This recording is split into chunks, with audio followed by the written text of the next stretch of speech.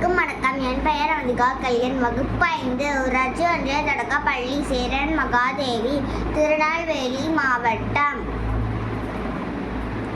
கல்வி செல்வமும் பொருட்செல்வமும். மலர்விழியும் தமிழரசியும் தோழிகள் இருவரும் தொலைக்காட்சி நிகழ்ச்சி பற்றி பேசிக்கொண்டே பள்ளிக்கு செல்கிறார்கள். அப்போது தமிழரசி தன் தோழியிடம், நேற்று கல்வி செல்வமும் பொருட்செல்வமும் என்ற தலைப்பில் நடந்த கலந்துரையாடலை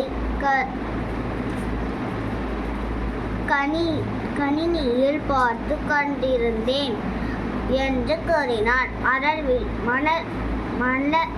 மலர்விழி, அப்படியா தமிழரசி, வா போய்கொண்டே பேசலாம்.